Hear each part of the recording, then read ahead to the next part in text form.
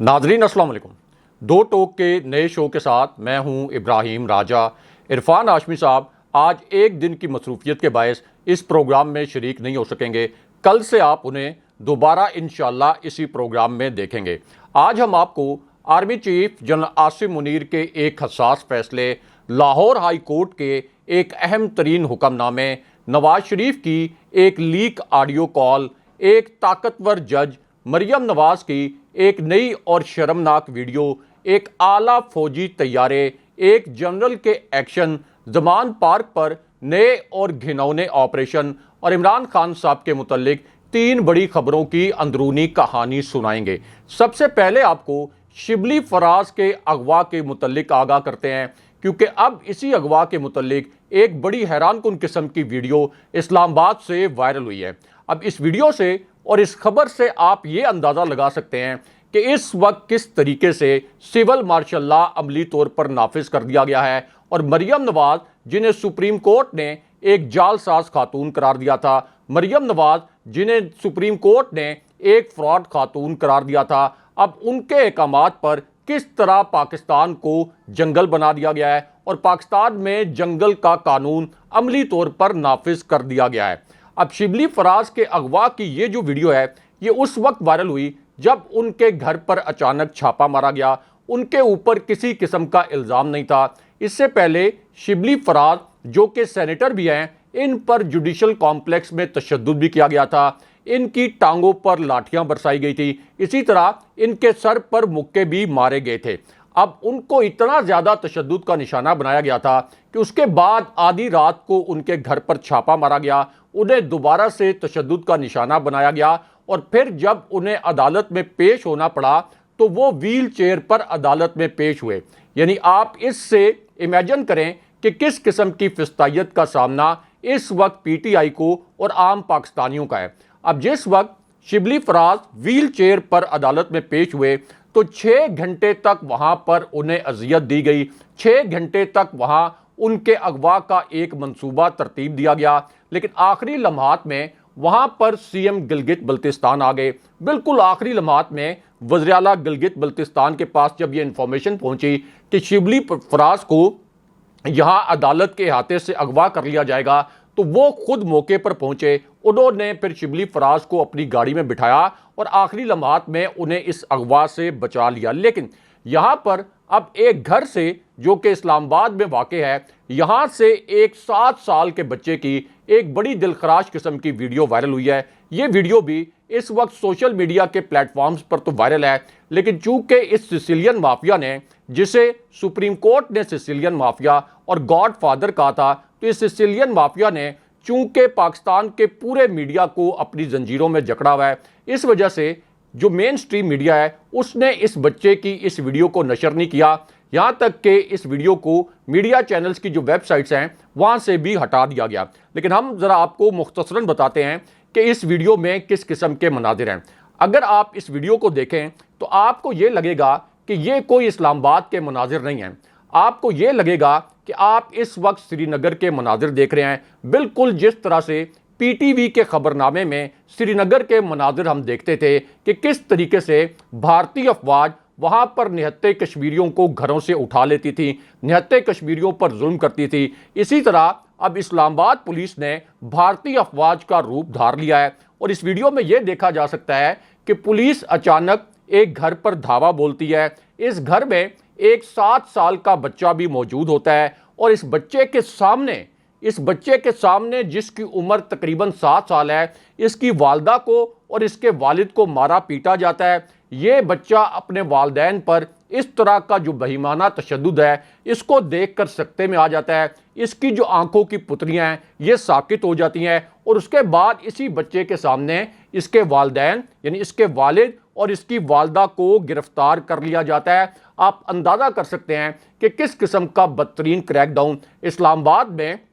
अदालती अहकामात को नज़रअंदाज करके और अदालती अहकामात की धज्जियां उड़ाकर किया जा रहा है। अब आपको army chief general Asim Munir के मुतल्लिक एक बड़ी और अहम खबर से आगाह करते हैं और मरियम नवाज ने आज के दिन में जो शर्मनाक हरकत की है इसके मुतल्लिक भी आपको मुख्तसरन बताते हैं। अब मरियम नवाज ने आज ही के दिन में अपना जो सोशल मीडिया सेल का हेड है اس ہیڈ کو بلایا اور پھر اسے یہ حکم دیا کہ آج تم نے چیف جسٹس آف پاکستان یعنی جسٹس بندیال صاحب پر حملہ کرنا ہے۔ سپریم کورٹ کے 2 جج صاحبان یعنی جسٹس مظاہر نقوی اور جسٹس اعجاز الحسن، جنہوں نے جسٹس فائز عیسیٰ کے بعد چیف جسٹس بننا ہے، ان دونوں پر بھی تم نے آج کے دن میں حملہ کرنا ہے۔ اور اس حملے کا مقصد یہ تھا کہ ان جج صاحبان کو یہ پیغام دیا جائے کہ ہم اس ملک کے سب سے بڑے سیسیلین مافیا ہیں، ہم اس ملک کے سب سے بڑے گاڈ فادر ہیں، ہم اس ملک میں مافیا کی طرح ایکٹ کرتے ہیں، تو آپ کی جرت کیسے ہوئی، آپ کی سپریم کورٹ کی اور آپ کے جج صاحبان کی جرت کیسے ہوئی کہ آپ نے آئین کے تحت 90 دن کے اندر الیکشن کرانے کا حکم دیا۔ اس وجہ سے آج کے دن میں یہ حملہ چیف جسٹس صاحب پر مریم نواز نے اپنے سوشل میڈیا سیل کے ہیڈ کے ذریعے کروایا۔ اب مریم نواز کی انہی ڈائریکٹیوز پر اور انہی ہدایات پر سوشل میڈیا پر عمران دار چیف جسٹس کے ہیش ٹیگ سے ایک ٹرینڈ چلایا گیا، اس کے بعد ایک شیطانی ٹولہ کے ہیش ٹیگ سے چیف جسٹس صاحب کے خلاف ایک ٹرینڈ چلایا گیا، اور اس ٹرینڈ میں جو ٹویٹس کیے گئے ہزاروں کی تعداد میں، جو کہ سوشل میڈیا کے جعلی اکاؤنٹس کے ذریعے کروائے گئے، اس میں جج صاحبان کو غلیظ ترین گالیاں دی گئیں، ایسے نامناسب الفاظ استعمال کیے گئے جو کہ ہم اپنے پلیٹ فارم پر دہرا نہیں سکتے، کیونکہ ہمارا یہ پلیٹ فارم جو ہے اس کی ویڈیوز فیملیز بھی دیکھتی ہیں، لیکن اتنے غلیظ قسم کے الفاظ استعمال کیے گئے کہ یہ الفاظ ناقابل بیان ہیں۔ اب مریم نواز، جنہوں نے آج بھی چیف جسٹس صاحب کو اور سپریم کورٹ کے 2 جج صاحبان کو عملی طور پر گالیاں دی، ان کے خلاف تو چیف جسٹس صاحب میں یہ جرت نہیں ہوئی۔ کوئی آپ یہ کہہ لیں کہ پاکستان کے اندر ایسا جج نہیں ہے جس کے اندر اتنی اخلاقی جرت ہو کہ مریم نواز کے خلاف کوئی ایکشن کیا جائے، مریم نواز کے خلاف کوئی توہین عدالت کی کارروائی کی جائے۔ لیکن عمران خان صاحب کے جو بھانجے ہیں حسان نیازی، ان کو صرف اس بنیاد پر گرفتار کر لیا گیا کہ انہوں نے اسلام آباد کی سیشن عدالت کے جج کی تصویر لگائی اور ایک تنقیدی قسم کا بے ضرر قسم کا ٹویٹ کر دیا، لیکن انہیں آج کے دن میں اغوا کر لیا گیا۔ حالانکہ اسلام آباد کی جو انسداد دہشت گردی کی عدالت ہے، وہاں سے ان کی ضمانت منظور ہو گئی تھی۔ جب پولیس نے ان کو اغوا کیا تو انہوں نے اپنی ضمانت کا جو ڈاکومنٹ ہے وہ بھی پولیس کو دکھایا، لیکن اس کے باوجود زبردستی پولیس انہیں اغوا کر کے لے گئی۔ یہ حالت ہے اس وقت اس ملک میں قانون اور انصاف کی۔ اور پھر چیف جسٹس صاحب یہ بھی پوچھتے ہیں کہ ہماری عدلیہ کو دنیا میں 136ویں رینک پر کیوں پھینکا گیا۔ اب یہاں پر زمان پارک پر ایک نئے اور گھنونے آپریشن کے متعلق بھی ایک بڑی خبر آئی ہے، کیونکہ لاہور ہائی کورٹ نے حکم یہ دیا تھا کہ اب زمان پارک پر آپریشن نہیں ہوگا، لیکن ایک طرف تو پولیس نے دوبارہ زمان پارک کا محاصرہ کر لیا اور دوسری جانب اچانک نیب نے عمران خان صاحب کو طلب کر لیا۔ یعنی نیب نے اتنی پھرتیاں دکھائیں کہ نیب نے ایک طرف جب یہ دیکھا کہ عمران خان صاحب کی ضمانت منظور ہوئی ہے، تو اب نیب کی ٹیم نے پھرتیاں دکھاتے ہوئے عمران خان صاحب کو ہنگامی طور پر طلب کر لیا، اور عمران خان صاحب کی طلبی کا نوٹس موصول کرانے کے لیے یہ ٹیم ہنگامی طور پر خان صاحب کی رہائش گاہ پر پہنچ گئی۔ لیکن یہاں پر جو پرائم منسٹر ہاؤس میں یعنی وزیر اعظم ہاؤس میں ایک شٹ اپ کال دی گئی، اس کی کہانی بھی آپ کو مختصراً سناتے ہیں، کیونکہ یہ کہانی بھی بڑی دلچسپ ہے۔ تو معاملہ یہ ہے کہ یہ جو شٹ اپ کال ہے یہ وزیر اعظم ہاؤس میں شہباز شریف کو دی گئی، یعنی جو اس وقت جعلی مینڈیٹ والے وزیر اعظم ہیں شہباز شریف، جن کی حکومت 27 کلومیٹر کے اسلام آباد کے دائرے تک محدود ہے، اور اسلام آباد کے دائرے میں بھی یہ ایک غیر قانونی حکومت ہے، کیونکہ اسلام آباد کی جو نیشنل اسمبلی کی 3 نشستیں تھیں 2018 کے الیکشن میں، وہ بھی عمران خان صاحب اور پی ٹی آئی نے جیتی تھیں، اور اس وقت بھی پارلیمنٹ میں عملی طور پر تحریک انصاف سب سے بڑی جماعت ہے، یعنی 156 نشستوں والی جماعت اس وقت سڑکوں پر ہے، اور 84 نشستوں والے شہباز شریف کو زبردستی رجیم چینج آپریشن کے نتیجے میں زبردستی ملک پر مسلط کر دیا گیا۔ اب یہ جو پرائم منسٹر ہاؤس میں شہباز شریف کو شٹ اپ کال دی گئی، یہ اس وقت دی گئی جب شہباز شریف نے عمران خان صاحب کے حوالے سے ایک بڑی عجیب و غریب قسم کی خواہش کا اظہار کر دیا، اور شہباز شریف نے اس خواہش کا اظہار کیا کہ عمران خان صاحب کے اوپر جو ایک جعلی ہیلی کاپٹر کا کیس بنایا گیا تھا، اس کیس میں ہر صورت میں عمران خان صاحب کو گرفتار کیا جائے۔ اب شہباز شریف کو بریف یہ کیا گیا کہ اس کیس میں عمران خان صاحب کے خلاف زیرو ایویڈنس ہے، خان صاحب کے خلاف کسی قسم کے شواہد نہیں ہیں، اس وجہ سے خان صاحب کی گرفتاری ممکن نہیں ہے۔ تو اس کے بعد شہباز شریف نے اس خواہش کا اظہار کر دیا کہ اچھا چلیں، ہیلی کاپٹر کیس میں اگر عمران خان صاحب کے خلاف شواہد موجود نہیں ہیں تو پھر انہیں اور بشرا بی بی صاحبہ کو توشہ خانہ کیس میں گرفتار کریں، کیونکہ یہ مریم نواز کی ذاتی خواہش بھی ہے۔ اب توشہ خانہ کیس کے متعلق بھی سابق چیئرمین نیب، جو کہ میاں نواز شریف کے بہت قریب رہ کر کام کر چکے تھے، یعنی سابق چیئرمین نیب آفتاب سلطان، انہوں نے شہباز شریف کو انڈائریکٹلی شٹ اپ کال دی کہ توشہ خانہ کیس میں عمران خان صاحب کے خلاف اور بشرا بی بی صاحبہ کے خلاف کسی قسم کے شواہد نہیں ہیں، کوئی ایسے ایویڈنس نہیں ہیں کہ ان کی گرفتاری کی جا سکے۔ لیکن اب اسی کیس میں، یعنی اس نام نہاد توشہ خانہ کیس میں، عمران خان صاحب کو کل طلب کر لیا گیا ہے۔ لیکن یہ جو نوٹس جاری کیا گیا ہے مزاحیہ قسم کا، اس کی تحریر کے متعلق آپ کو آگاہ کرتے ہیں کہ کس طرح کی تحریر اس نوٹس میں لکھی ہوئی ہے۔ اب اس نوٹس میں یہ کہا گیا کہ سابق وزیر اعظم اور چیئرمین تحریک انصاف عمران خان کو توشہ خانہ کیس میں طلب کیا جاتا ہے۔ اس کے بعد نیب کے ترجمان یہ کہتے ہیں کہ عمران خان کو کل نیب راولپنڈی میں طلب کیا گیا ہے۔ نیب کی جانب سے عمران خان کو ذاتی طور پر طلب کرتے ہوئے نوٹس ان کی بنی گالہ والی رہائش گاہ پر بھجوایا گیا ہے، اور پھر بہت ہی حیران کن جو تحریر ہے اس نوٹس کے اندر، اس میں یہ لکھا گیا کہ عمران خان، آپ نے ریاستی طائف کو بیچا، اور ریاستی طائف کیا ہیں؟ ان میں ایک آئی فون شامل ہے اور ایک گھڑی شامل ہے۔ یعنی عمران خان صاحب نے قواعد کے مطابق اگر ایک آئی فون فروخت کر دیا اور ایک گھڑی فروخت کر دی اور اس کی قیمت ادا کر دی تو اس پر نیب نے عمران خان صاحب کو طلب کر لیا۔ دوسری جانب آصف علی زرداری اور میاں نواز شریف نے مرسڈیز بینز، اس کے ساتھ ساتھ لیکسس اور بی ایم ڈبلیو جو گاڑیاں ہیں، ان کو توشہ خانہ سے چرایا۔ حالانکہ توشہ خانہ کے قواعد کے مطابق آپ توشہ خانہ سے بیش قیمت گاڑیاں نہیں لے سکتے، لیکن آصف علی زرداری اور میاں نواز شریف کے خلاف تو کسی قسم کی کوئی کارروائی نہیں ہوئی، اور عمران خان صاحب کے خلاف ایک نام نہاد گھڑی کی فروخت کے حوالے سے اب عمران خان صاحب کو نیب کی طلبی کا نوٹس بھجوا دیا گیا ہے۔ لیکن یہاں پر اب عمران خان صاحب نے بھی رانا ثناء اللہ کے خلاف پہلا بڑا ایکشن کیا ہے۔ یعنی وہ رانا ثناء اللہ جو کہ ثانیہ ماڈل ٹاؤن میں قاتل قرار پائے تھے، ثانیہ ماڈل ٹاؤن کی ایف آئی آر میں مرکزی ملزم کے طور پر رانا ثناء اللہ کو نامزد کیا گیا تھا۔ اس کے بعد اے این ایف جو فوج کا ذیلی ادارہ ہے، اس نے رانا ثناء اللہ کو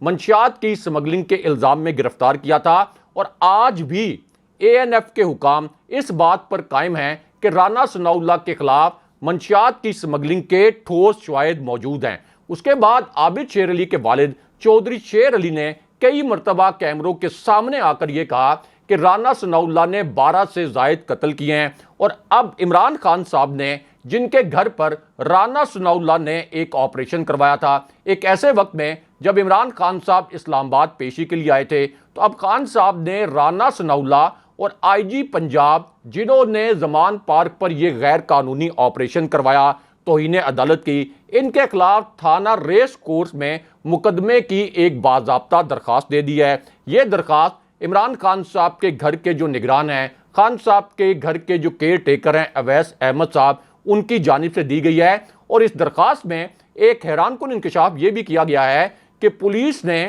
زمان پارک کے جو ملازمین ہیں ان کے پیسے بھی لوٹ لیے، ان کے استعمال کی ذاتی اشیاء بھی لوٹ لیں، یہاں تک کہ ان کی وردیاں بھی لوٹ کر فرار ہو گئے۔ اب آپ کو army chief general Asim Munir کے متعلق ایک بڑی اور حساس نوعیت کی خبر سے آگاہ کرتے ہیں۔ یہ خبر اس وقت آئی جب عمران خان صاحب کو ایک طاقتور شخصیت کی جانب سے 3 آپشنز دیے گئے۔ آپ یہ کہہ سکتے ہیں کہ عمران خان صاحب کے ٹیبل پر ایک طاقتور شخصیت کی جانب سے 3 آپشنز رکھے گئے، اور ان تینوں آپشنز کو عمران خان صاحب نے ریویو بھی کیا۔ ان میں سے ایک آپشن یہ تھا کہ اکتوبر 2023 میں قومی اسمبلی اور صوبائی اسمبلیوں کے الیکشن اکٹھے کروائے جائیں۔ عمران خان صاحب پنجاب الیکشن جو کہ 30 اپریل کو ہونے ہیں، اس سے پیچھے ہٹ جائیں۔ کے پی اسمبلی کے الیکشن جس کی تاریخ 28 مئی اناؤنس کی گئی تھی، لیکن بعد میں گورنر کے پی نے اس کے اوپر ایک یو ٹرن لے لیا، اور اب یہ بہانہ بنایا گیا کہ کے پی میں نہ سیکیورٹی فراہم کی جا سکتی ہے،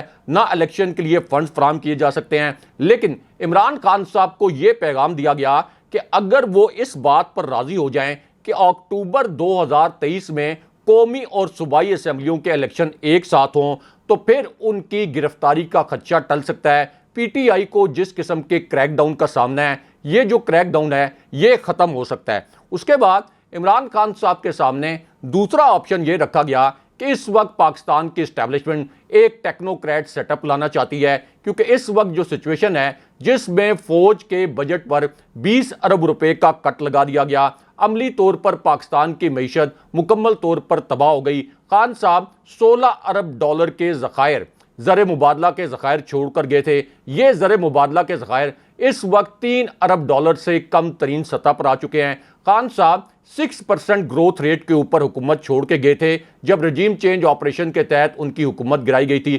5.97% گروتھ ریٹ تھا جو پچھلے 20 سال کا بہترین گروتھ ریٹ تھا، لیکن اس وقت عالمی بینک نے آج کے دن میں ایک رپورٹ جاری کیا ہے کہ پاکستان کا گروتھ ریٹ 2% سے بھی کم رہے گا، اور اب آئی ایم ایف کے حوالے سے بھی یہ اطلاعات آ رہی ہیں کہ آئی ایم ایف نے پاکستان کا ایٹمی پروگرام محدود کرنے کے لیے کہا ہے اور اس قسم کی شرائط رکھی ہیں۔ اس پوری صورتحال میں اسلام آباد میں اقتدار کی راہداریوں میں ٹیکنوکریٹ سیٹ اپ کی بھی گونج ہے، اور خان صاحب کے سامنے یہ آپشن بھی رکھا گیا کہ ایک ٹیکنوکریٹ سیٹ اپ کے حوالے سے بھی وہ رضامندی ظاہر کر دیں، تو یہ جو پی ٹی آئی کے اوپر اس وقت کریک ڈاؤن ہو رہا ہے یہ کریک ڈاؤن ختم ہو جائے گا۔ اس کے بعد خان صاحب کے سامنے تیسرا آپشن یہ رکھا گیا کہ شہباز شریف کی چھٹی کے لیے شہباز شریف کو اعتماد کا ووٹ لینے کے لیے کہا جائے، صدر کی جانب سے اپنا آئینی اختیار استعمال کیا جائے اور وہ شہباز شریف کو یہ کہیں کہ آپ اعتماد کا ووٹ لیں، اور پی ٹی آئی کی اپنی کیلکولیشن یہ ہے کہ شاید 3 سے 4 ارکان قومی اسمبلی اعتماد کے ووٹ کے وقت قومی اسمبلی میں نہ جائیں، اور اس طرح شہباز شریف کی وزارت عظمیٰ ختم ہو جائے گی۔ یہ جو آپشنز ہیں یہ صدر عارف الوی کی جانب سے عمران خان صاحب کے ساتھ مشاورت میں عمران خان صاحب کے سامنے رکھے گئے، لیکن عمران خان صاحب آپ یہ کہہ سکتے ہیں کہ انہوں نے ٹیکنوکریٹ سیٹ اپ کا جو آپشن ہے اس کو مسترد کر دیا، کیونکہ خان صاحب کو پتا ہے کہ یہ اصل میں ایک ٹریپ ہے، ایک ایسا ٹریپ ہے جس کے تحت ٹیکنوکریٹ سیٹ اپ 10-12 مہینے نہیں بلکہ 2 سال تک بھی چلایا جا سکتا ہے، اور اس طرح سے قومی اسمبلی کے الیکشن بھی ڈیلے ہو جائیں گے، اور شہباز شریف کا یہ جو ڈالا ہوا گند ہے پچھلے 12 مہینے 11 مہینے کا، اس کو بھی کور اپ کرنے کی کوشش کی جائے گی۔ دوسری جانب عمران خان صاحب نے دوسرے آپشن کو بھی رد کر دیا جس میں یہ کہا گیا تھا کہ اکتوبر میں قومی اسمبلی اور صوبائی اسمبلیوں کے الیکشن اکٹھے کرائے جائیں، اور عمران خان صاحب صوبائی اسمبلیوں کے الیکشن سے پیچھے ہٹ جائیں۔ عمران خان صاحب نے اس آپشن کو بھی مسترد کر دیا، لیکن تیسرے آپشن کے اوپر یعنی شہباز شریف کو اعتماد کا ووٹ لینے کا جو آپشن ہے اس پر عمران خان صاحب نے ایک وقتی گرین سگنل دیا ہے، اور اس پر پی ٹی آئی کچھ ورک کرنا چاہتی ہے۔ اب آپ کو army chief general Asim Munir کے متعلق ایک بڑی اور اہم نوعیت کی خبر سے آگاہ کرتے ہیں۔ یہ خبر اس وقت آئی جب عمران خان صاحب نے army chief general Asim Munir کے متعلق ایک حساس نوعیت کا انکشاف پہلی مرتبہ کر دیا، لیکن پاکستانی میڈیا نے عمران خان صاحب کے یہ جو الفاظ ہیں ان کو نشر نہیں کیا، لیکن عمران خان صاحب کے یہ جو 3 نکات ہیں یہ آپ کو مختصراً بتاتے ہیں۔ تو معاملہ یہ ہے کہ خان صاحب نے اپنے اس انکشاف کے پہلے حصے میں یہ کہا کہ میرے قتل کے متعلق ایک ٹھوس انٹیلیجنس انفارمیشن موجود ہے۔ خان صاحب نے کہا کہ یہ کرپٹ ٹولہ مجھے جیل نہیں بھیجنا چاہتا بلکہ مجھے قتل کروانا چاہتا ہے، یہ مجھے اس لیے مارنا چاہتے ہیں کہ انہوں نے اپنی کرپشن کا پیسہ بچانا ہے۔ اور اس کے بعد خان صاحب نے پہلی مرتبہ ایک ویڈیو اور ایک ایسے پراسرار شخص کی نشاندہی کی جو کہ ان کے اوپر قاتلانہ حملے میں ملوث ہو سکتا ہے۔ خان صاحب نے اس انکشاف کے پہلے حصے میں تو چیف جسٹس صاحب سے یہ اپیل کی کہ آپ غور سے دیکھیں کہ اس ملک میں کیا ہو رہا ہے۔ خان صاحب نے کہا کہ یہ جو مرضی کر لیں اب یہ الیکشن جیت نہیں سکتے، ہم الیکشن چاہتے ہیں اور یہ ملک میں تصادم چاہتے ہیں۔ اس کے بعد خان صاحب نے ایک مسٹیریس کریکٹر کی نشاندہی پہلی مرتبہ کی جو کہ ان پر جوڈیشل کمپلیکس کے اندر حملہ کرنے والا تھا۔ خان صاحب نے بتایا کہ وزیر آباد میں پورا پلان کر کے مجھے قتل کرنے کی کوشش کی، جب میں گھر سے باہر نکلتا ہوں تو میری جان کو خطرہ ہوتا ہے۔ خان صاحب نے کہا کہ ہمارے ورکرز کو دہشت گرد بنانے کی کوشش کی گئی، جس کو یہ دہشت گرد کہہ رہے تھے کہ کے پی سے کوئی دہشت گرد آیا ہے، وہ بیچارہ اس وقت دیر میں بیٹھا ہوا ہے، اور وہاں سے اس نے ایک ویڈیو سٹیٹمنٹ بھی ریکارڈ کروایا ہے کہ میں تو کبھی زمان پارک آیا ہی نہیں۔ خان صاحب نے کہا کہ اگر کوئی ایک پارٹی ایسی ہے جو ملک کو متحد رکھنا چاہتی ہے، انتشار سے بچانا چاہتی ہے، تو وہ تحریک انصاف ہے، اور تحریک انصاف صرف الیکشن چاہتی ہے۔ اس کے بعد پھر خان صاحب نے ایک مسٹیریس کریکٹر کی نشاندہی بھی کی۔ خان صاحب نے کہا کہ جب میں اسلام آباد پہنچا تو اسلام آباد کی حدود میں داخل ہونے کے بعد بھی مجھے عدالت پہنچتے پہنچتے 4.5 گھنٹے لگ گئے، کیونکہ پولیس نے مجھے ٹریپ کر لیا تھا۔ پولیس ہم پر شیل پھینک رہی تھی، لیکن تیز ہوا چلنے سے یہ شیلز واپس پولیس کی جانب جا رہے تھے،